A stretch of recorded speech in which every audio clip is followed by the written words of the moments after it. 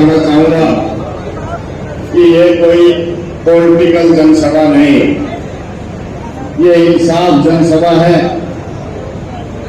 इंसाफ मांगने के लिए जब किसी भाई के साथ कोई ज्यादती हो, जब किसी भाई का हक छीना जाए, जब आपके किसी भाई के साथ धक्का हो जाए, तो वो जो भाई है, और धक्का किसके साथ होता है? जो कमजोर हो, जो गरीब हो,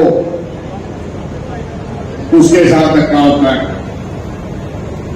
और फिर उस कमजोर और गरीब आदमी जाता कहां है आखिरी में? अपने लोगों के बीच में, अपने भाइयों के बीच में। उसके पास और कोई चारा नहीं होता। तो साथियों, ये आज इंसाफ के लिए पंचायत बुलाई गई, और उस पंचायत में इंसाफ कौन मांग रहा है?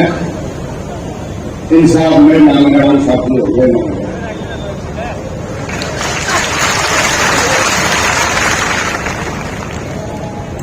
साथियों, जब मेरे मुंह पे दाढ़ी का बाल नहीं आया था, मूछ का बाल नहीं आया, मैंने कांग्रेस का दामन थामा।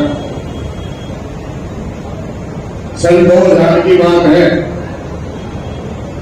उस टाइम कांग्रेस का जोड़ा उठाया था साथियों, और एक छोटे से कार्यकर्ता के रूप में कांग्रेस पार्टी ने काम करना शुरू किया। और उस दिन से आज 2024 जब मेरी उम्र लगभग 22-23 साल की थी साथियों, और आज मेरी उम्र 47 साल की हो चुकी है साथियों। उस दिन से आज तक मैंने पीछे मुड़कर नहीं देखा।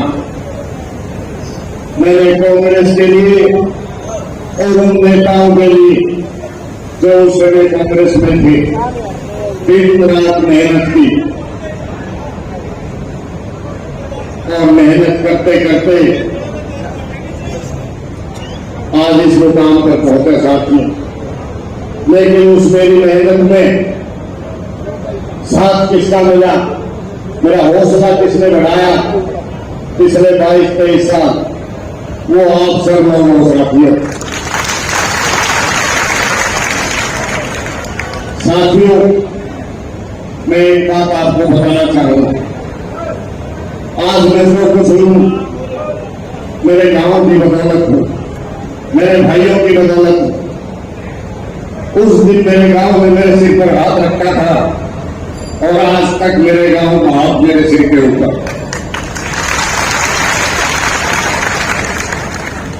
मेरे गांव की 36 बिरादरी का जो ऋण है, और जो मेरे भाइयों का, इस हल्के के भाइयों का जो मेरे ऊपर ऋण है, अगर 7 जन्म ले तो 7 जन्म उतार नहीं सकता साथी।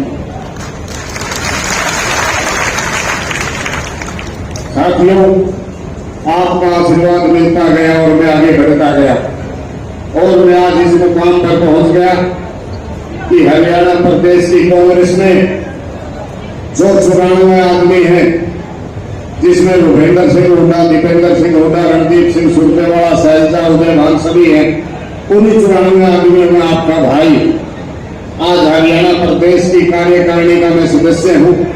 यानी कि आज पूरे हरियाणा के लेवल के जो नेता हैं, वही मेरा कद है। उसी उन्हीं नेताओं में वही मेरी गिनती होती है 94 आदमी।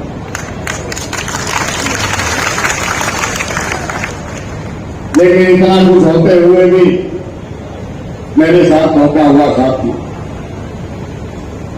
जब स्वर्गीय श्री भान सिंह जी ने कांग्रेस पार्टी से चुनाव लड़ा था, और उस टाइम कांग्रेस का बुरा समय था साथियों, वही आदमी जो आज कांग्रेस पार्टी के अंदर आकर के जो मेरा हक छीन करके ले गया है, वो उस बुरे समय में कांग्रेस को छोड़कर चला गया था साथी। और उस दिन से मैंने एक कांग्रेस के जिम्मेवार आदमी के रूप में कांग्रेस का घोड़ा उठाया था साथियों। सभी भाग सिंह ठाकर जी के 1837 वोट आए थे साथियों। और उस दिन जब मैंने मेहनत करनी शुरू करी 1837 वोटों से, आज आपके सामने पूरा हल्का गवाह साथियों, आज कांग्रेस को मैंने 1 लाख वोटों पर पहुंचाया था। आज बच्चे की जुबान पर एक बात थी 65 गांव में, अगर कांग्रेस पार्टी वीरेंद्र घोगड़िया को टिकट देती है तो लगभग 60-70 हजार वोटों से वीरेंद्र घोगड़िया जीतते हैं। बताओ साथियों, ये बात सच्ची है या झूठी है? बताओ साथियों, मैंने कांग्रेस के ऊपर मैंने अपनी पूरी जवानी कांग्रेस के ऊपर निछावर करती साथियों।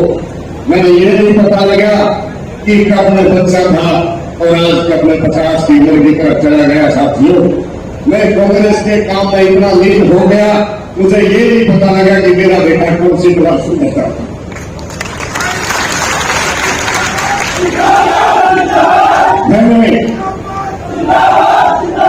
साथियों, मैंने अपना सब कुछ कांग्रेस के ऊपर न्यौछावर कर दिया साथियों। अपना जीवन कांग्रेस के ऊपर न्यौछावर कर दिया, अपना घर कांग्रेस के ऊपर न्यौछावर कर दिया, अपना सब कुछ कांग्रेस के ऊपर न्यौछावर कर दिया साथियों। जिस दिन में जब मैंने कांग्रेस का झोला उठाया था, उस दिन मैं एक संपन्न परिवार में था। मैं कॉलेज में जीप में जाता था साथियों, जीप के अंदर बैठकर कॉलेज में जाता था। और आज हालत यह है कि मेरे पास साइकिल भी नहीं है साथियों। ये अपना सब कुछ मैंने कांग्रेस के ऊपर न्यौछावर कर दिया साथियों। आज सब भीगने के लिए बचा हुआ है, बचा कुछ नहीं होता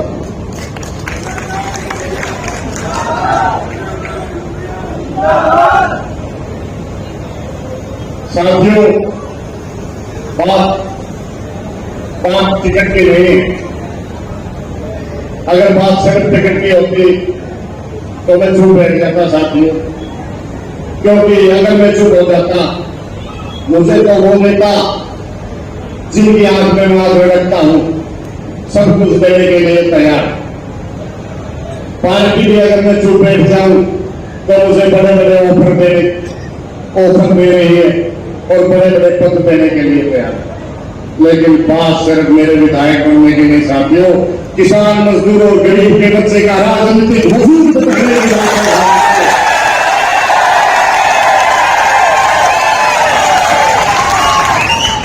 मेरे से पहले भी अनेकों किसानों के बच्चे इन राजनीतिक लोगों का शिकार हुए हैं साथियों।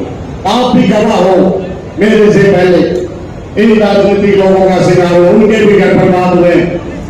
आपके बीच में ही लुधियाना से भलेराम शोकन जी थे, उनके साथ भी नेताओं ने यही किया था, वो भी शिखर पर पहुंच गए थे साथियों। अगर आप चाहते हो कि आगे से कोई किसान का बच्चा बर्बाद ना हो, आगे से कोई गरीब मजदूर का बच्चा अपना सब कुछ खो के भी, अपना पूरा जीवन न्यौछावर करके भी, अपना घर बार न्यौछावर करके भी, और उसे सिर्फ पछतावा ही हाथ लगे, ये चाहते हो या फिर ये चाहते हो कि आज के बाद अगर एक रास्ता खुल जाए जो सिर्फ अगर विधानसभा में जाएंगे तो किसान मजदूर और गरीब के बच्चे ही जाएंगे। ये दोनों बातें हैं साथियों। आज एक समाज को प्रेरणा भी दे सकते हो, आज एक मैसेज देने का भी टाइम है साथियों। अगर मेरा आज आपका साथ मुझे नहीं मिला तो मैं तो बर्बाद होऊंगा साथियों। वैसे आगे से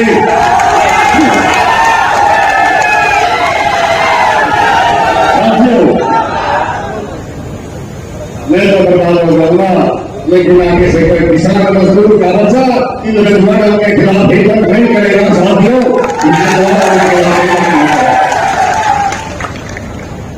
मैंने हिम्मत करी है, मैंने साथी लगाई है, ये वही हल्का है। दूसरा अखबार भी यहाँ कोई भट्टा नहीं था किसी के खिलाफ। आपके इस बेटे ने अपना सब कुछ मुसावर करके उन पूंजीपति और राजघरानों के काम लगाई का भी बताया है साथी।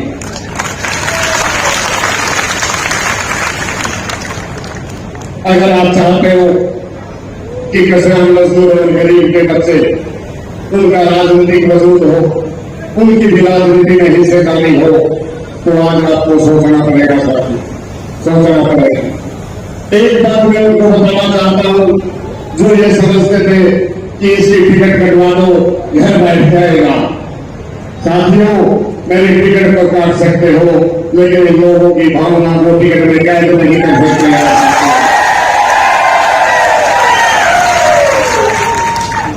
साथियों, टिकट तो मेरी काट सकते हो, लेकिन जो पिछले 23-24 सालों में उजाला हल्के के लोगों को के साथ जो मैंने अपना रिश्ता बनाया है, जो उनका प्यार और आशीर्वाद का मेरे साथ संबंध है, उस रिश्ते को आप नहीं काट सकते।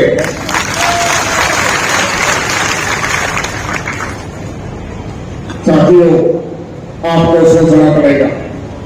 अगर आप चाहते हो कि आगे से हमें टोलों पर नहीं बैठना पड़े, अगर आप चाहते हो आगे से हमें डोलों पर नहीं बैठना पड़े, अगर आप चाहते हो कि दिल्ली जंतर मंतर पर हमारी बहन बेटियों की जो चोटियां खींची गई थी ऐसे हादसे ना हो, तो आपको सोचना पड़ेगा साथियों। और आपको अपने बीच के अपने किसी बेटे को विधानसभा और लोकसभा में बेचना पड़ेगा साथियों। साथियों, मैं आपको बताना चाहता हूं, आज कांग्रेस पार्टी ने अपने एक सच्चे कार्यकर्ता का गला घोट करके एक ऐसे आदमी को टिकट दी है, जिस आदमी ने कांग्रेस के साथ भी गद्दारी कर रखी है। जब वो कांग्रेस का सदस्य में था तो कांग्रेस को छोड़ करके बीजेपी के अंदर लड़ाई चाटने के लिए चले गए थे साथियों। उस आदमी ने कांग्रेस के साथ भी गद्दारी करती है, उस आदमी ने किसान के साथ भी गद्दारी करती है, उस आदमी ने बेरोजगार के साथ भी गद्दारी करती है साथियों, उस आदमी ने इस हल्के के प्यासे खेतों के साथ भी गद्दारी करती है साथियों। साथियों, वो वही आदमी है जो संसद में बैठकर जब किसान के खिलाफ काले कानून बने थे, उन काले कानूनों को बनाने में उस आदमी की कलम चली साथियों। क्या आप सहन करोगे जो किसान के खिलाफ, अगर वो आदमी जो किसान के खिलाफ काले कानून बनाने में भागीदार है और अगर वो आपका नुमाइंदा बन गया, क्या किसान का भला कर सकता साथियों वो आदमी? जिन आदमियों की बदौलत आज मेरे हल्के में इन बेरोजगार भाइयों की, मेरे नौजवान हजारों भाइयों की बेरोजगारों की लाइन लगी हुई है साथियों। क्यों? वो जिम्मेदार क्यों है? क्योंकि 9 बार प्रतिनिधित्व किया है साथियों। 5 बार उसका बाप विधायक, 6वीं बार उसकी मां विधायक, 7वीं बार उसके पिताजी MP, 8वीं बार राज्यसभा में उसके पिताजी और 9वीं बार वो खुद MP साहब। अगर 9 बार केंद्र में मंत्री, हरियाणा प्रदेश में बड़े बड़े पदों पर रहने के बाद भी आज मेरे किसान के खेत कैसे हैं, आज मेरे हजारों भाई बेरोजगार हैं, क्या दोबारा आ गया उन आदमियों का इस हल्के का प्रतिनिधित्व करने का साथियों? आपको सोचना पड़ेगा साथियों। आज एक वीरेंद्र डोगरिया है, अगर आज इस वीरेंद्र डोगरिया का साथ दोगे तो कल अनेकों वीरेंद्र बड़ौदा, वीरेंद्र उचाला और वीरेंद्र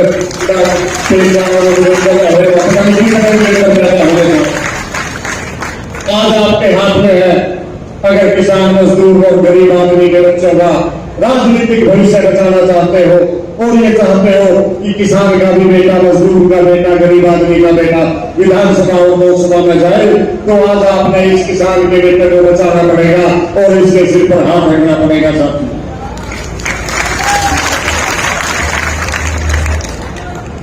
साथियों, मैं ज्यादा समय आपका नहीं लेता, मैं तो इतना ही कहूंगा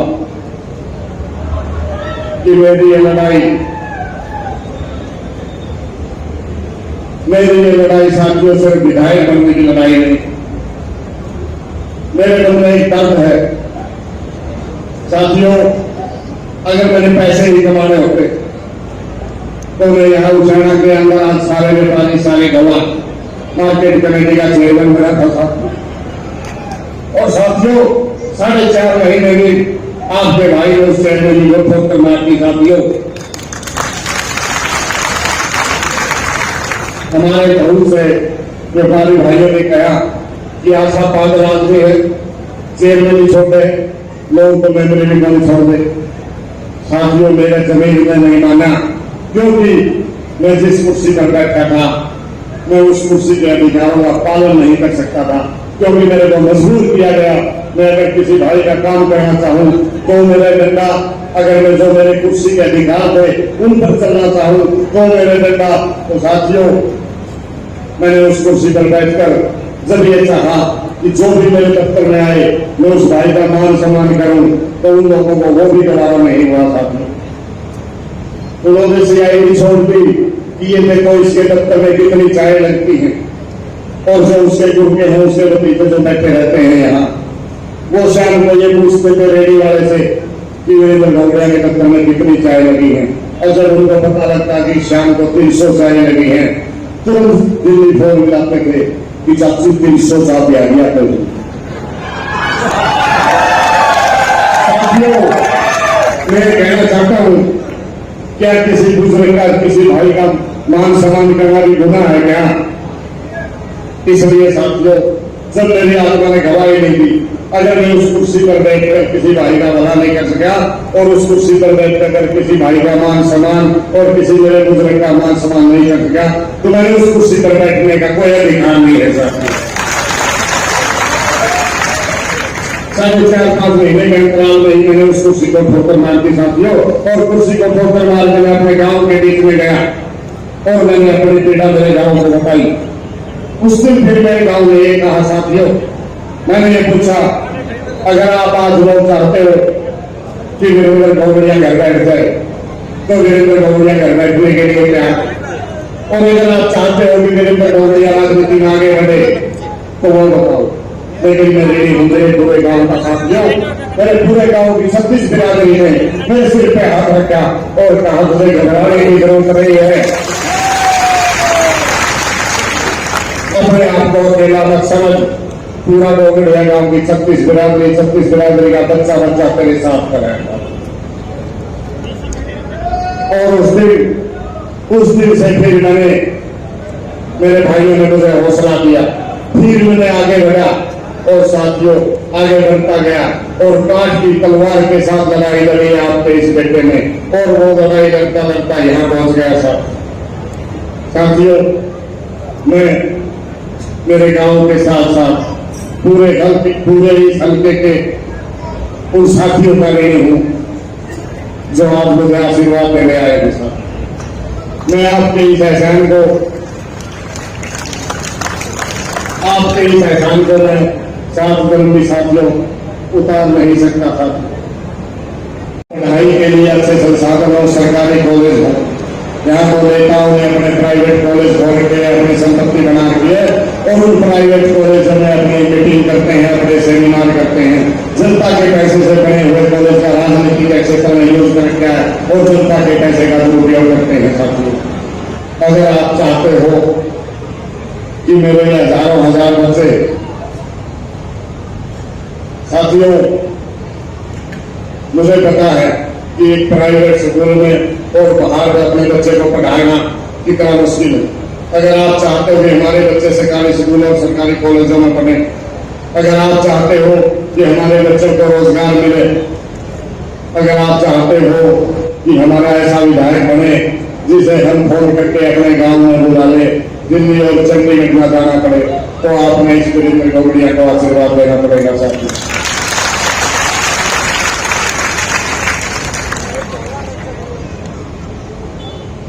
साथियों,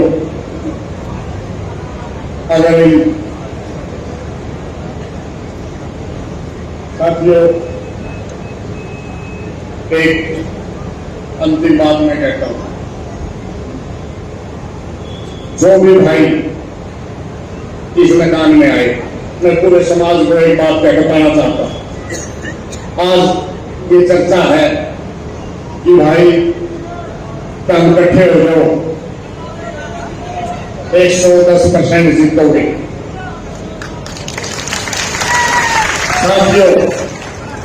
साथियों मैं एक बात बताना चाहता हूं इस समाज को। साथियों, मैंने तो इस समाज के ऊपर और इस कांग्रेस के ऊपर अपना जीवन न्यौछावर कर दिया। साथियों, मैंने इस कांग्रेस के ऊपर अपना सब कुछ बर्बाद कर दिया। साथियों, अपने जिंदगी के 23-24 साल में समाज के बीच में रहा हूं। साथियों, मैंने हर संभव कोशिश करी है कि मैं मेरे हर भाई के सुख दुख में शामिल हूं। साथियों, मैं उन भाइयों से भी कहना चाहूंगा कि मैं झोली करके आप लोगों से भी मदद मांगता हूं, क्योंकि मैंने तो अपना सब कुछ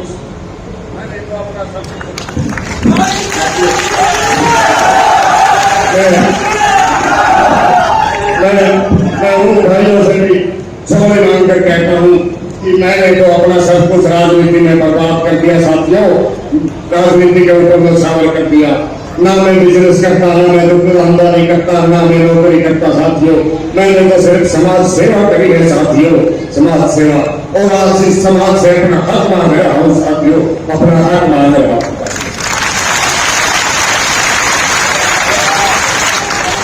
साथियों, अब बात आपके हाथ में। अगर आप चाहते हो कि मेरा जुर्म बचे, अगर आप चाहते हो, अगर आपका आशीर्वाद नहीं मिला, अगर आपका आशीर्वाद नहीं मिला साथियों, अगर आपका आशीर्वाद नहीं मिला तो मेरा तो पता नहीं क्या होगा। जीवन दूल्हा है अभी।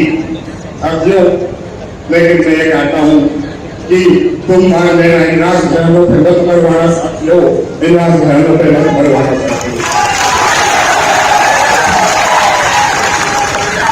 जो भाई ने आपको वादा किया है ऐसी बचाओगे। अंत में सभी उजाला की सरकारी से हाथ उठा करके अपने भाई, अपने बेटा को यह विश्वास दिलाओ कि इन जालिमों से, उन दरिंदों से जो इस टिकट